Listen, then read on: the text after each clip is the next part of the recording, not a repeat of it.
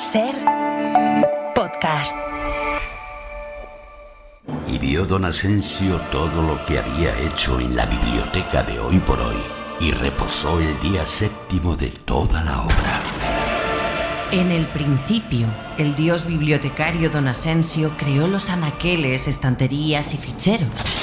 Luego dio orden a los volúmenes alfabéticamente y en el centro de una gran sala sembró el gran árbol de los libros esenciales.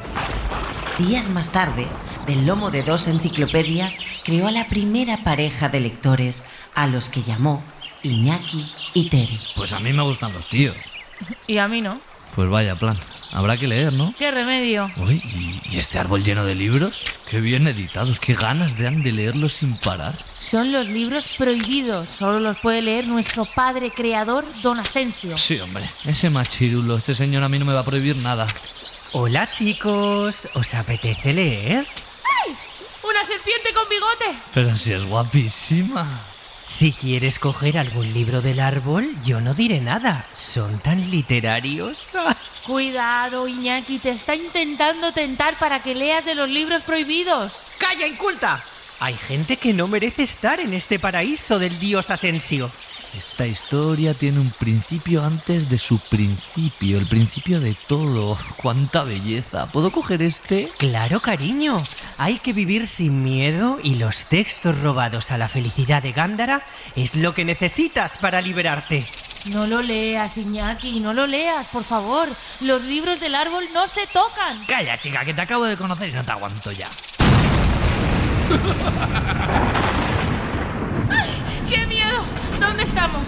¿Qué es esta oscuridad? Y qué frío, chico. Yo no entiendo por qué tenemos que ir desnudos. Tú con esa ridícula hojita del Quijote entre tus piernas y yo con esta otra de Cumbres Borrascosas. ¡Ay, inocentes! ¿Estáis perdidos? ¡Ay, pobres! Don Asensio os expulsó del paraíso de los libros, criaturas. ¡No! Pero ahora hay más libros. ¿De dónde sale tanto libro? Bueno, mejor entonces. ¿Mejor? ¿Tú crees? Estáis en el bosque de los bestsellers, muy lejos de la literatura de vuestro apreciado Gándara. Ahora sí que tendréis miedo. Iñaki y Tere nunca volvieron al paraíso de los libros. Pasaron el resto de sus vidas en la selva de los ghostwriters, entre bosques de libros de autoayuda, novelas mediáticas, ensayos de tertulianos, premios planetas y youtubers poetas. ¿Qué lees? Literatura feminista. A ver, Carmen Mola. ¿Esto está bien? Esto está brutal. ¿De qué me suena a mí esa palabra? ¿Qué palabra? Brutal. Sí, y yo qué sé, pava. Hoy por Hoy Magazine. Ser podcast. Es brutal.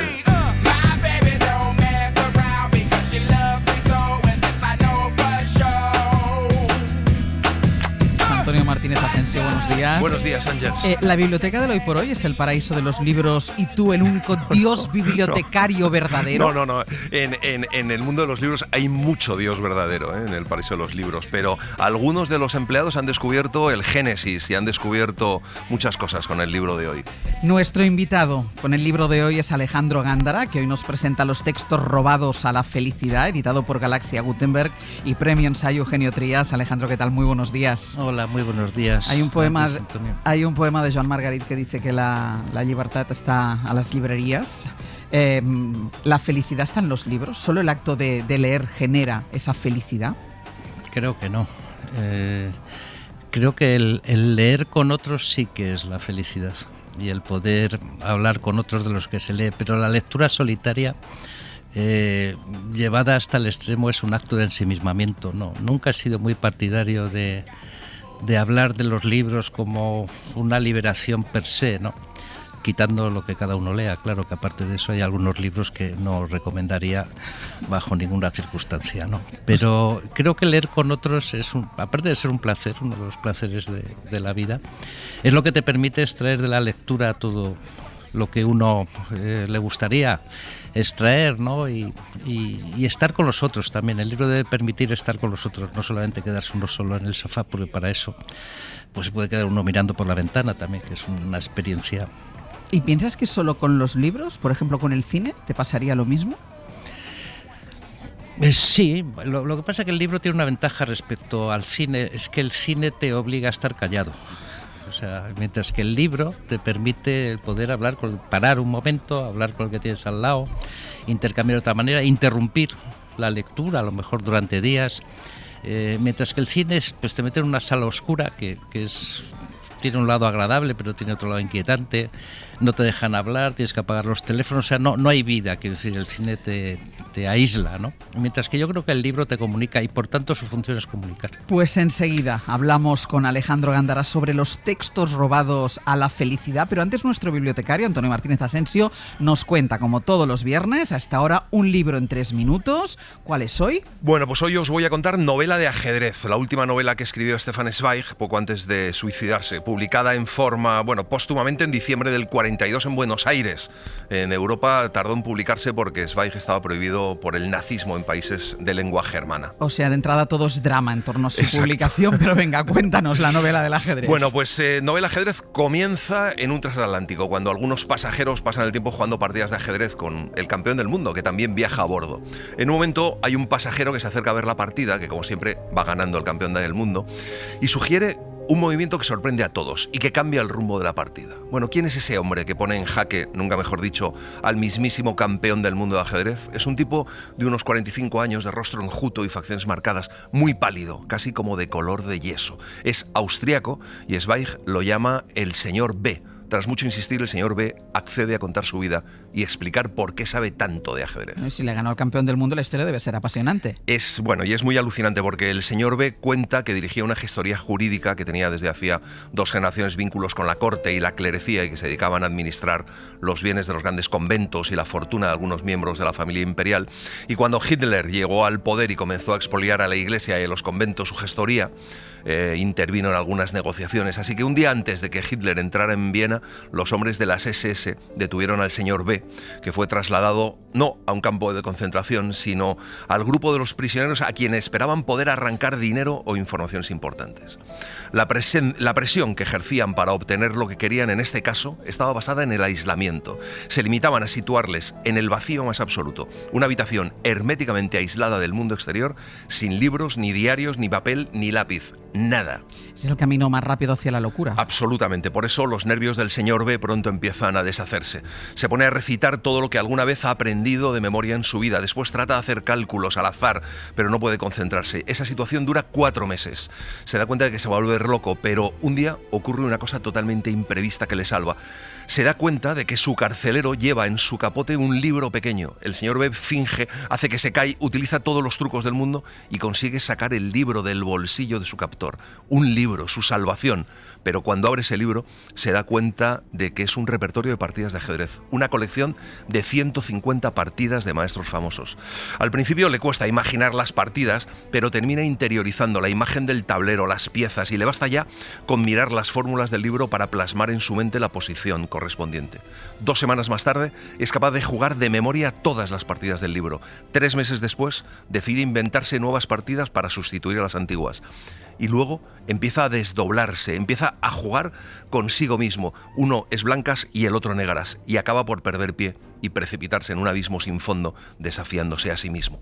Bueno, después de contar su historia, el señor B acepta volver a jugar una partida en el barco contra el campeón del mundo, y lo que pasa es muy sorprendente, pero si quieren saberlo, van a tener que leerse Novela de ajedrez de Stefan Zweig, que está en Acantilado. Traducido por Manuel Lobo Serra, no es un libro muy largo, son 96 páginas, en 2 horas, incluso en un poquitín menos, se la leen. Novela de ajedrez de Stefan Zweig. Alejandro, ¿tú la has leído?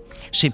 Incluso vi la película que el protagonista era Bruno Ganz, sí, si no recuerdo, jugando con bolitas de pan, ¿no? Me impresionó mucho. Yo también he leído la novela y después un día me encontré la película por casualidad y está muy muy bien. Venga, pues vamos a hacer una pausa y vamos con los textos robados a la felicidad de Alejandro Gándara, que es nuestro libro de la semana. En unos minutitos lo vamos a abrir, pero lo que sí está abierto, sigue abierto, son los teléfonos para que llamen y recomienden libros, que nos hagan leer a todos esas novelas, esos ensayos, esos poemarios que les han gustado y que quieren compartir. 900 100 800. Hoy por Hoy Magazine. Ser podcast. Muchas historias y textos antiguos nos hablan de la felicidad, pero trenzada de tal modo con la desgracia y la vicisitud de la aventura humana que no es fácil distinguirla. Al final, esas historias y esos textos han sido interpretados doctrinal o disciplinariamente, olvidando que contenían una enseñanza para ser felices en un mundo tortuoso. En resumen, contenían una ética para evitar el daño, ese dolor que nos hacemos nosotros mismos por no saber tratar con el dolor y para obtener lo mejor de la vida.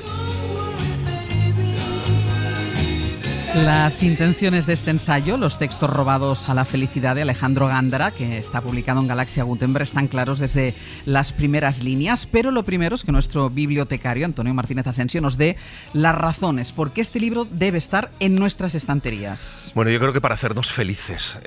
A mí me ha maravillado este libro. Lo que pasa es que yo creo que es un libro para tenerlo en la mesilla, no para leértelo de un tirón, sino para irlo disfrutando, paladeando, porque cada uno de los capítulos habla de un tema distinto, analiza un texto clásico distinto y te lleva a releerte esos textos, a buscar. Es un libro maravilloso y me parece muy brillante. Alejandro, ¿por qué tenías la necesidad de escribir este libro?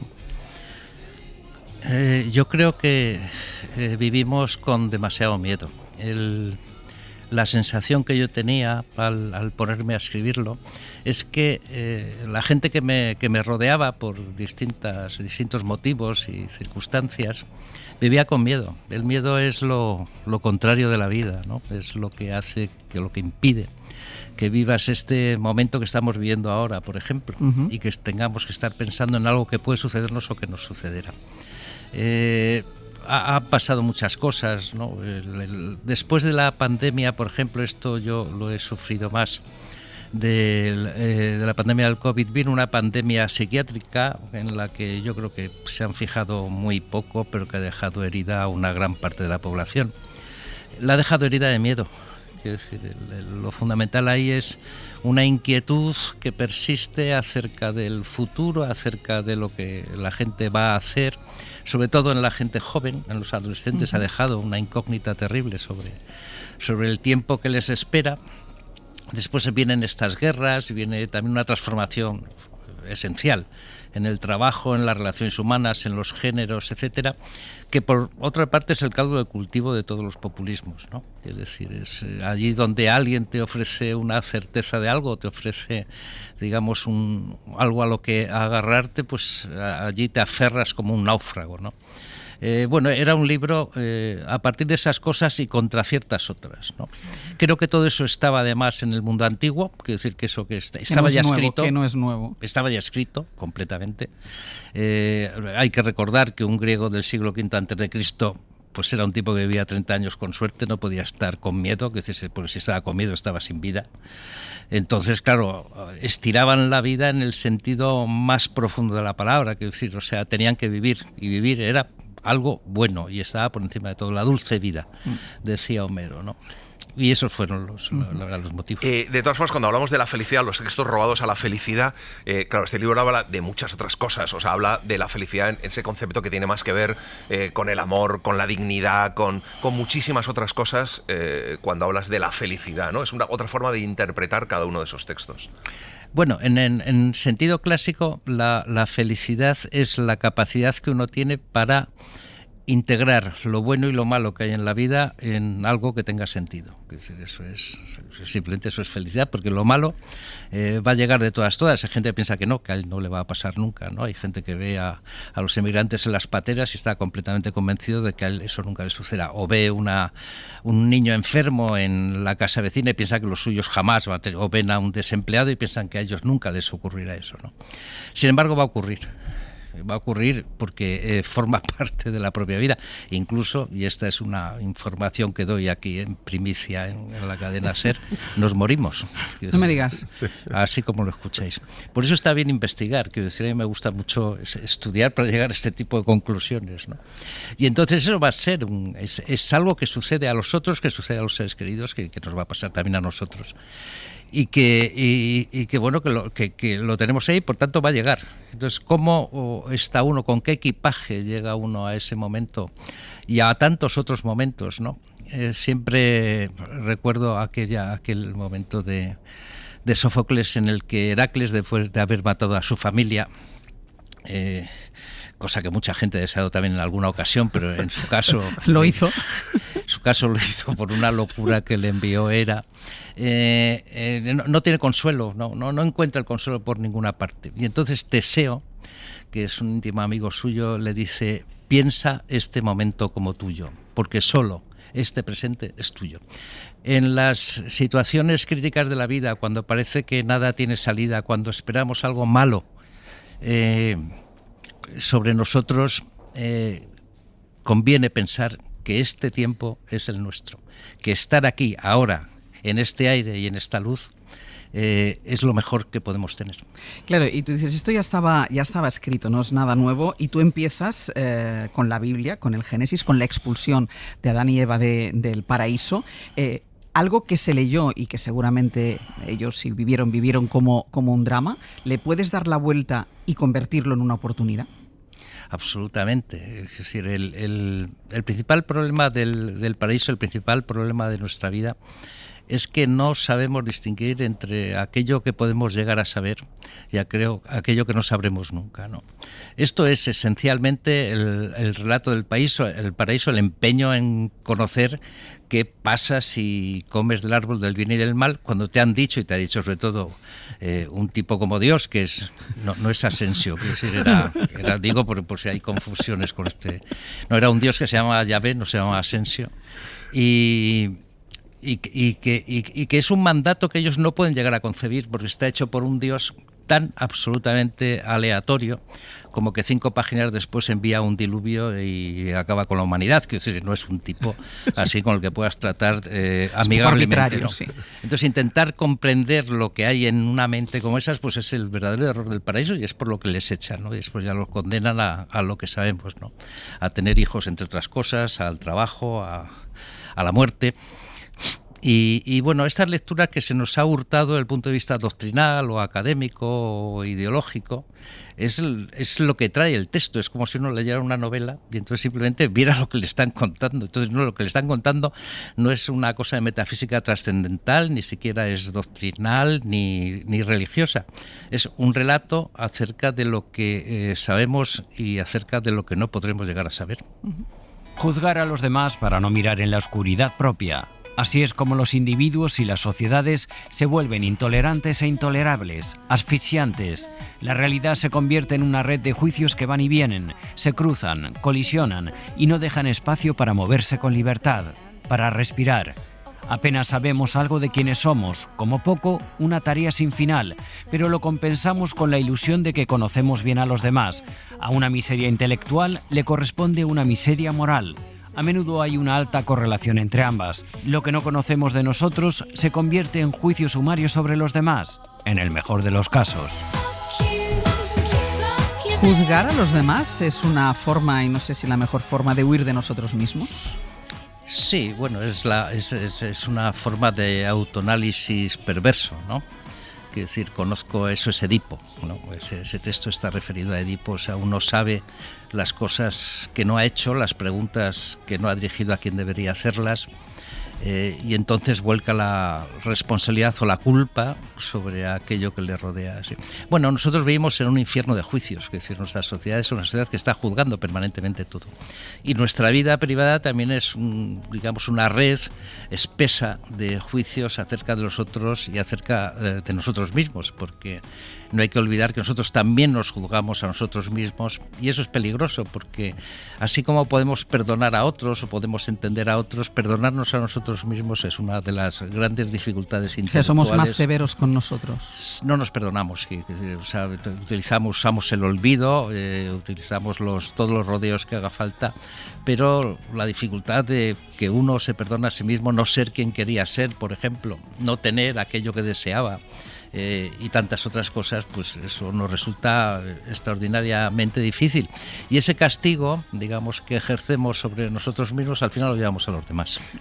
La historia de Edipo es apasionante, pero una de las cosas que a mí me ha parecido apasionantes de este libro es precisamente esa reinterpretación de cosas que nos han contado siempre de otra forma. La parábola de los talentos, ¿no? El principio de retribución, que es un tema muy interesante, ¿no? Al final nos han contado, bueno, pues desde el punto de vista evangélico o ideológico, un tema, y al final tú lo que haces es un poco desmontar, ¿no? Lo que es, por ejemplo, la parábola de los talentos. Claro, ahí has citado dos temas que creo que son fundamentales. Uno es el principio de retribución, con el que hay que acabar de una vez, quiero decir, es el cáncer de nuestra sociedad. Que si haces algo bien tienes un premio. Sí, bueno, esto es curioso porque al final, a pesar de que todos lo sabemos, o sea, racionalmente tú dices a cualquiera, si lo haces todo bien te van a dar un premio, y dices, venga, estás de broma. Pero actuamos, en cambio, de acuerdo con ello, que es decir, nos esforzamos extraordinariamente, trabajamos 14 horas de falta, lo que haga falta, ¿no? Porque en el fondo ese esfuerzo está dirigido por la creencia de que va a haber un premio al final. Bueno, el otro caso efectivamente es el de los talentos, donde simplemente se trata de que con lo que uno sabe tiene que hacer algo. O sea, uno no puede saber algo y no hacer nada. Es decir, bueno, entonces, lo que pasa es que la exégesis doctrinal o la exégesis se han ido por unos caminos absolutamente extravagantes a la hora de leer unos textos que simplemente te están diciendo una cosa que es sumamente sencilla, pero que, digamos, por hipóstasis o por sobrelectura, o por, como diría Eco, por sobreinterpretación, han acabado siendo una cosa completamente distinta, pero si uno los lee tal como están, desde luego son de uso diario y directo en la vida. Otra de las enseñanzas que se puede sacar de esta parábola sería que realmente la dignidad forma parte de la felicidad, es decir, uno no puede ser feliz si pierde o no tiene dignidad. Bueno, la dignidad consiste, en primer lugar, en estimarse uno mismo, y después ya puede esperar, digamos, la estima de los otros, ¿no? Porque la dignidad es simplemente eso, la posibilidad de que uno sea considerado en lo que es, en lo que vale. Uno no es digno cuando está haciendo algo que no es lo propiamente suyo, cuando está, digamos, impostado por una tarea o por un propósito. Entonces sí, la dignidad por supuesto que está ahí, pero la dignidad implica un autoconocimiento, por hablar un poco de Sócrates, ya que no viene al caso. Pues, por sacarlo. Por decir, porque la gente vea, ¿no? que conozco a Sócrates y que, bueno, que dirán, joder, conoce a Sócrates, tengo que leerme el libro, pues ya está, de eso se trata.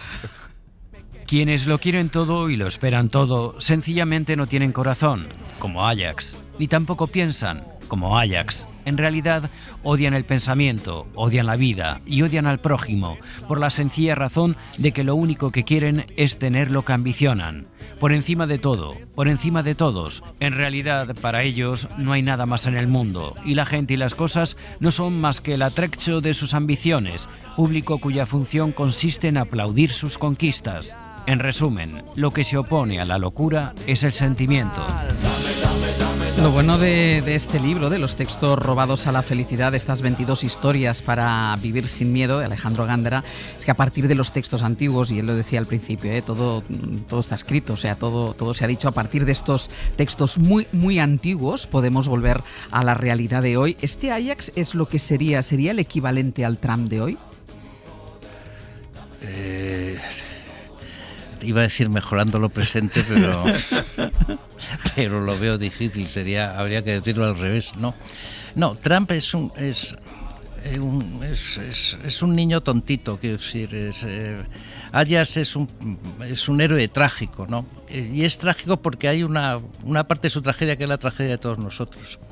Y que ya anunció Freud en su momento, la cosa más difícil para aprender de los seres humanos es que no van a tener todo lo que quieren. Esto aparentemente es otra de las cosas que racionalmente pues dominamos muy bien. Tú le preguntas a alguien, pues tú vas a tener todo lo que es en la vida, y te dice, no, que va. O sea, pero internamente no piensa en otra cosa. Claro. O sea, entonces, claro, cuando uno realmente recibe un golpe en la vida, un abandono, cuando pierde algo o cuando no consigue, muchos de nosotros pensamos que somos listos. El dios Asensio, por lo visto, nos ha quedado corto, ¿no? Pero a veces no damos de sí todo lo que esperábamos, a veces no conseguimos todo lo que queríamos, no nos quieren los que queríamos. Y tenemos que vivir con eso, ¿no? Bueno, pues esa parte es una parte muy, muy difícil de la existencia, junto con la retribución, junto con el presente, digamos, que vamos a vivir, pues hay una serie de dificultades que, insisto, estaban perfectamente detalladas y estudiadas en el mundo antiguo, porque no les quedaba más remedio, porque iban a vivir 30 años, porque a los 30 años habían pasado 2 guerras, una peste y quién sabe cuántas cosas más. Entonces, tenían que vivir. Y por eso la literatura antigua, sobre todo griegos y hebreos, son sobre todo un manual para la vida, un manual ético. No tienen nada que ver con ninguna historia filosófica o religiosa. Ajax es de esos héroes que te caen mal, que efectivamente quiere cumplir todo lo que desea. Y tú dices en un momento dado que estaba imposibilitado de amar. La palabra amor aparece mucho también en muchísimos textos, como si estuviera relacionada con muchas cosas. Está relacionada con los héroes, está relacionada también con Ajax en ese sentido, ¿no? Es un poco esa imposibilidad de amar de Ajax lo que te hace que este héroe sea un tipo que te caiga tan mal. Bueno, hablo mucho del amor porque soy una persona muy sensible. Como la gente no me está viendo no lo sabe, pero yo soy muy sensible. Pero hay una clase de sensibilidad que no es sensibilidad, que es lo contrario de sensibilidad, que es cuando uno lo quiere todo. Cuando uno lo quiere todo, uno no quiere nada. Es decir, el amor siempre es particular, el amor es siempre de algo, el amor es siempre la fusión con un ser concreto. Uno no se funde con un universo, esos no suelen querer nada, pero ya cuando lo que quieres es todo y sobre todo lo que quieres ser lo que tienen los demás, entonces has entrado en otra fase. El problema de Ajax es que quiere lo que tiene Ulises, que son las armas de Aquiles. Y si no le dan lo que él quiere, es decir, pues entonces te matas y ya está. Sí. Bueno, esta es una descripción de nuestra sociedad literal. Quiero decir, aquí no hay nada que interpretar, esto es como somos, ¿no? Todos los héroes se parecen en algo, desafían la vida, ninguno quiere morir, pero todos quieren decirle a la vida que sus limitaciones, miedos y amenazas no valen con ellos. No desafían a la muerte, como suele decirse, ya que están seguros de que tarde o temprano llegará. Si quieren la inmortalidad, algunos la quieren, pero no todos, y no todos de la misma manera, saben que han de lograrla en el espíritu, en la memoria, en el legado. Tal vez les cante la posteridad, aunque ellos no estén para escucharlo, pero eso no es lo que importa.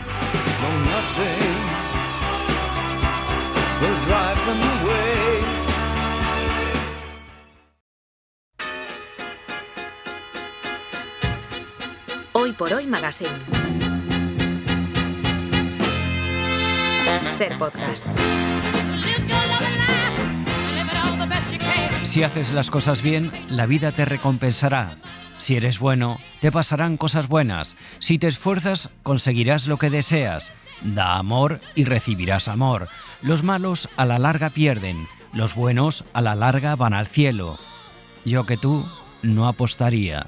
Por desgracia, la experiencia demuestra que después de hacerlo todo bien y suponiendo que se sepa qué bien es ese, lo que la vida devuelve puede ser bueno o puede ser malo, indistinta, arbitrariamente, sin causa ni razón. Porque sí.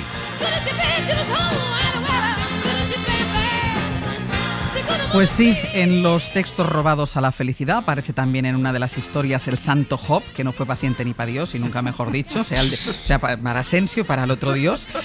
Alejandro, ¿cuál es la historia de Job que se ve en medio de esa apuesta entre Dios y Satán? Bueno, Job, para decirlo simplemente, es un meapilas. Es decir, es alguien que está convencido de que si sigue simplemente las reglas, pues Dios le premiará de alguna manera. Lo que se ve en el texto es que Dios quiere algo más profundo, quiere, digamos, un sentimiento religioso, un verdadero sentimiento de amor por la vida, por lo divino, por lo desconocido, por lo inmaterial, pero él esto lo ignora. Entonces hay una apuesta con Satán y entonces empiezan a castigarlo hasta que realmente entonces Job le dice a Dios, pero bueno, vamos a ver, o sea, si lo he hecho todo bien, ¿por qué me tratan mal? Entonces, claro, primero le explican, mira, esto no tiene nada que ver con este asunto. Y lo segundo, que seguir las reglas no es portarse bien. Portarse bien es otra cosa, es eso que tú decías antes, Ángels, es tener dignidad, Realmente, por ejemplo, Job hace una cosa que es muy fea, que la hace al principio del texto y en la que muy poca gente se ha fijado, algunos sí se han fijado, y es que por si acaso comete un pecado en el futuro, él o su familia hace ya holocaustos. Que esto es una cosa, en fin, parece el tribunal de Rota, ¿no? Que decir, por si acaso en algún momento... Por si acaso. Te pasará algo tal. Claro, esto ya es una utilización del sentimiento religioso desde un punto de vista exclusivamente pragmático y funcional, ¿no? Que no tiene nada que ver con sentir ni con nada relacionado con los sentimientos, ¿no? Entonces, bueno, pues es la historia de esta forma de sentir lo religioso, de sentir lo desconocido, exclusivamente atendiendo a una formalidad, ¿no? A las formas que tienen las cosas, en los que yo creo que muchas veces las religiones del libro han caído de una forma peligrosa. Bueno, Job es una de las grandes historias de este libro, pero que hay 22 historias que son divertidísimas, hay que decirlo, que no se piensen que este libro es un libro muy inteligente, pero son historias muy divertidas. La de Dioniso es alucinante, quiero decir, todas las 22 capítulos son muy divertidos y lo que pasa es que nos hacen pensar en cómo nos los han contado. Por ejemplo, Job es un caso clarísimo, pero también hay muchos otros. Y yo creo que la clave es algo que decías tú al principio, que no es necesario leerse el libro desde el principio hasta el final, sino es un libro que tú tienes en la mesilla de noche o en la mesa que tú quieras o en el sitio donde tú quieras y vas leyendo capítulo a capítulo cuando... Y que te va a abrir también la ventana a otros libros que seguro que te va a apetecer leer. Pues se queda ya en nuestras estanterías Los textos robados a la felicidad de Alejandro Gándara, que está editado por Galaxia Gutenberg, es premio de ensayo Eugenio Trías. Pero Alejandro, ya sabes que como contrapartida nosotros nos quedamos con tu libro, pero tú tienes que donar a la biblioteca un libro que no sea tuyo.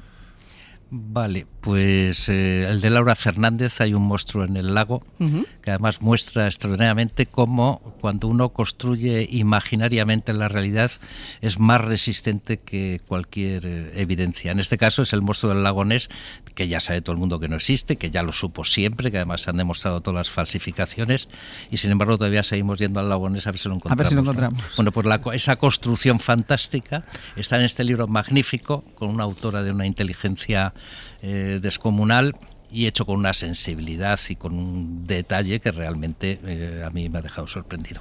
Pues Hay un monstruo en el lago de Laura Fernández. Que estos libros de debate, de editorial Debate, que son de verdad libros de bolsillo, ¿no? Son pequeñitos, muy manejables y es magnífico. Pues Hay un monstruo en el lago de Laura Fernández, que está en Debate, que es el libro que nos dona Alejandro Gándara para que se quede junto con el suyo en nuestras estanterías. Vamos con los libros del empleado. Aquí está Pepe Rubio, que trae los libros bajo el brazo. Pues fíjate que cuando muere una persona siempre se le hace el duelo, pero cuando muere un escritor, Antonio y yo discutimos. ¿Por qué? Para ver qué novela de este autor recomendamos. Se ha muerto Bryce Echenique. Sí, y no nos poníamos de acuerdo. Sí, yo tenía porque claro cada uno tenía una preferida. Claro. Yo El mundo para Julius. Sí, y yo la bilogía esa, el hombre que hablaba de Octavia de Cádiz y La vida exagerada de Martín Romaña, que me parecen maravillosos. Yo tengo que confesaros que en mi juventud, después de leer estos dos libros, tenía un cuaderno rojo y un cuaderno azul, que es lo que tiene Martín Romaña para escribir según su estado de ánimo en uno o en otro. Pues los tres al final. Metemos los tres. Un mundo para Julia, La vida exagerada de Martín Romaña y El hombre que hablaba de Octavia de Cádiz. Nos quedamos con los tres. Nos quedamos con los tres. Un mundo para Julius son más memorias, pero también es verdad que es maravilloso. Es muy bonito. Que no sé si Alejandro tú tenías preferencia por alguno, si has leído a Bryce. He leído a Bryce, sí.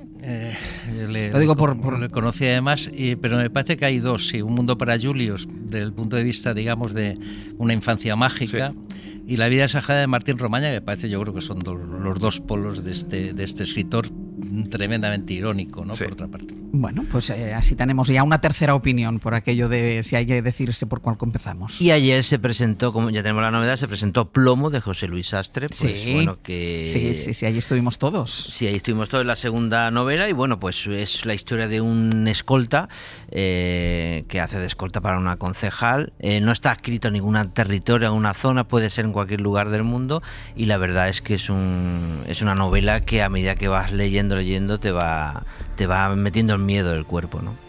Pues yo no le he metido mano todavía, me acaba de caer en mis manos y tiene muy buena pinta este libro que efectivamente habla de cuánto vale una vida, ¿no? De hasta dónde estamos dispuestos a renunciar para defender un ideal. Bueno, pues... Decía una cosa ayer Sastre en la presentación, que es un libro que plantea el debate, ¿no? Sí. O sea, si tú lo harías, si tú no sacrificarías, pero pondrías en peligro tu vida por proteger la vida de otra persona. Bueno, claro, es un trabajo más que un ideal. Exacto. Y además desde el anonimato, porque tu nombre nunca pasaría a la historia, ¿no? Exacto, y si te pasa algo, siempre se habla de del cambiado otro. de registro radicalmente. Totalmente. Son las cosas de Sastre. Bueno, pues nos quedamos con este libro, Plomo, de José Luis Sastre, que está en Plaza Ijanés. Vamos a ver qué libros nos donan los oyentes. La primera es Carmen, desde Valencia. Carmen, buen día, buenos días.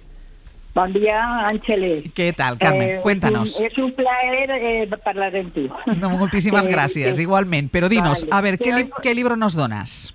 Bueno, te dono Los buscadores de conchas, sí, de Rosamund Pilcher. Sí. Es un libro que ya hace tiempo que leí, lo volví a leer, y aunque esta escritora no tiene mucha fama pues son novelas muy sencillas, pero esta en especial me causó bastante impacto. Pues es una familia que por intereses pues tienen desavenencias, pero en fin, me encantó. Los paisajes que describe son maravillosos, que crees que estás tú ahí viéndolo. Te sitúa. Es lo que nos gusta de esta sección, que es que los oyentes nos pueden descubrir libros que han disfrutado mucho, y por eso siempre decimos un libro que le haya gustado mucho, que le haya marcado, y en el caso de Carmen es Los buscadores de conchas, de Rosamund Pilcher. Que está en Plaza Ijanés también. Que está en Plaza Ijanés. ¿Tú la conocías? Yo la conocía, pero no la he leído. No la has leído. Siguiente oyente, Concha desde Oviedo. Muy buenos días. Hola, Ángeles, ¿qué tal? Buenos días. Muy bien, cuéntanos, ¿qué libro nos donas tú? Pues mira, yo os voy a donar El intocable, de John Banville. ¿Por qué? Pues mira, John Banville, bueno, me encanta. Tiene otra vertiente de novela negra, pero bueno, como John Banville escribió este libro del intocable, que incluso el final es fantástico, porque, bueno, él refleja las revoluciones en la sociedad inglesa, y a través de este hombre de Víctor Market, que es un doble agente, y él, bueno,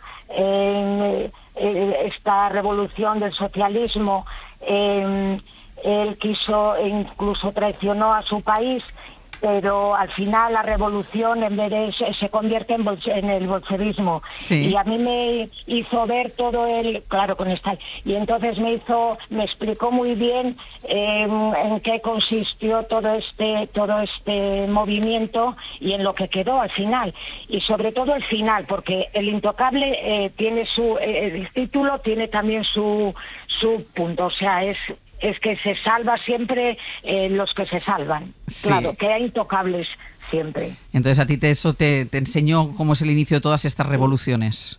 Sí, me lo hizo ver muy bien. Este hombre al final se suicida, pero claro, el intocable se salva, ¿eh? Pues como los intocables se salvan siempre. Nos ha hecho spoiler. Nos ha hecho spoiler, Concha. Ay. El intocable de John Banville. Muchísimas gracias. Está en Alfaguara. Yo no lo he leído tampoco, pero me encanta John Banville. He leído bastante de John Banville, este no. Y tiene su parte de novela negra, que es Benjamin Black, que es el mismo autor, pero es la novela negra. No presten atención a lo que hemos dicho y léanlo. Y Raquel, desde Valencia también. Raquel, ¿qué tal? Muy buenos días. Hola, buenos días. Qué alegría oíros. Igualmente. Sí. ¿Qué libro donas tú a la biblioteca? El viaje de la reina, de Ángeles Irizarry. Esto es una fantasía de novela que debería de ser de obligado cumplimiento para todas las mujeres. Es un libro que tiene muchas lecturas, es divertido, te ríes. Yo cuando estoy deprimida le doy una vuelta a este libro. Aprendes algunas palabras de castellano antiguo, que es precioso, pero es muy fácil de leer, ¿eh? Y luego te enseña la multiculturalidad de España en el siglo X. Es el viaje que realiza la reina Toda Aznar de Navarra, que entonces sería como una reina emérita, digamos, que tiene un nieto que es Sancho el Gordo de León, que lo han depuesto por ser gordo, porque tiene una obesidad mórbida. Y entonces ella habla con su sobrino, que es Abderramán III, y le dice: ¿hay algún médico? Porque los médicos judíos y musulmanes tenían muchísima más fama, ¿no? Que los cristianos. Sí. Y entonces decide bajar a Córdoba en una romería de gente, hace un viaje. Ella, sus dueñas, los dos reyes, todas las peripecias que pasan. Es muy feminista, porque ves que la historia va a las espaldas de las mujeres, pero claramente es divertido. Y luego, yo que fui enseñada en la época franquista, porque ya soy muy vieja, pues creía que los cristianos y los musulmanes y los judíos se pasaban el día matándose. ¿Qué va? Se ayudaban, convivían. Bueno, me parece un libro de verdad que hay que leer. No se puede uno morir sin leer este libro. De la reina. La verdad, y te voy a decir una cosa, Raquel, como lo cuentas tú, dan unas ganas tremendas de salir corriendo a buscarlo. Pues mira, está ya descatalogado y hay que comprarlo. Yo lo he comprado mucho de segunda mano. Ah. Tengo ya un librero de segunda mano que me va buscando libros para regalarlos. Sí. Porque es que yo creo que este viaje, esta pobre mujer de 82 años, con el nieto, con el hijo, que es una fémila, que está enamorado y no hace más que llorar. Y ella pobre, pues impartiendo justicia. Vamos a hacer una cosa, Raquel. Como está descatalogado, nosotros nos quedamos con un ejemplar para la biblioteca. Ya lo tenemos aquí. ¿Tú lo Yo tampoco lo he conocías? leído, o sea que Pues aquí tengo ya 3 ejemplares para El leer. viaje de la reina, de Ángeles Irisarri, que no está publicado en ningún sitio, Estaba en Salamandra, pero ya no. pero está descatalogado. Pero bueno, nosotros en Librerías nuestra... de viejo, que molan. Muchísimo. Me encantan. Y cada vez hay más. Me encantan. De libros de segunda mano, Sí. al menos por el centro. Y está aquí también Pascual Donate, buenos días. Muy buenas. Que él es el que recupera los libros abandonados en las montañas de libros que hay en la redacción. Me asusté un poco cuando lo encontré ahí entre varios libros de geopolítica y demás, de ensayos, porque tiene el escudo de la Policía Nacional. Y dije, digo, no sé yo esto. Es el premio de novela Policía Nacional 2025. Yo no sabía ni que existía. No. Se titula el libro Henares, está escrito por José María Solís y editado por Editorial Martínez Roca. Leo la contraportada. Dice, un hombre camina por las calles con una bufanda alrededor del cuello. De cada 20 mujeres debe escoger a una. Ella será la elegida. Ella será su víctima. Entonces este libro está ambientado casi toda la historia en 1960 en un colegio de curas de Alcalá de Henares y hay un perturbado, un criminal que viola a mujeres junto al río Henares. El crimen se resuelve, no voy a hacer spoiler, 20 años después o 250 páginas después. Es Premio Nacional de Policía. Es que yo no sabía ni siquiera que había un Premio Nacional de Policía. Premio Nacional de Policía. ¿Y quién es el autor? El autor es José María Solís. El libro se titula Henares. Henares, de José María Solís, en la editorial Martínez Roca, ¿no? Los libros abandonados. Venga, pues este es el libro abandonado que ha recuperado esta semana Pascual Donate. ¿Y qué nos queda? Nos queda un libro una hora. En un libro una hora vamos a contar Araceli, de Elsa Morante, que tengo que decir que me lo recomendó un vendedor de la ONCE, que me dijo que no habíamos hecho nada en un libro una hora de Elsa Morante y me contó ¿Y tú no lo Araceli. y tú no yo lo no lo conocía. conocías? Y me lo contó también el tío, que por cierto no me tocó nada en el cupón, pero salí con un premio que fue un librazo de Elsa Morante. Me fui a casa, busqué el libro, me lo he leído y hemos hecho un libro una hora. Es un librazo. ¿Y de qué va? Pues trata de un hombre que vive en Roma, que su madre era española de Almería, y cuando su madre muere, años después, él decide ir a buscar las raíces de su madre y viaja a Almería justo en noviembre del 75 y va recordando lo que era la historia de su madre. Y es un libro alucinante. Pues Araceli, de Elsa Morante, que está en Lumen y que no es un librito pequeño, son 464 páginas, que no está nada mal. Pues Alejandro Gándara, muchísimas gracias por haber estado con nosotros. A vosotros por haberme llamado, ha sido un rato muy agradable. Pues aquí estamos, siempre que quieras. Un beso grande, Antonio, hasta la semana que viene. Hasta la semana que viene. Para no perderte ningún episodio, síguenos en la aplicación o la web de la SER, Podium Podcast o tu plataforma de audio favorita.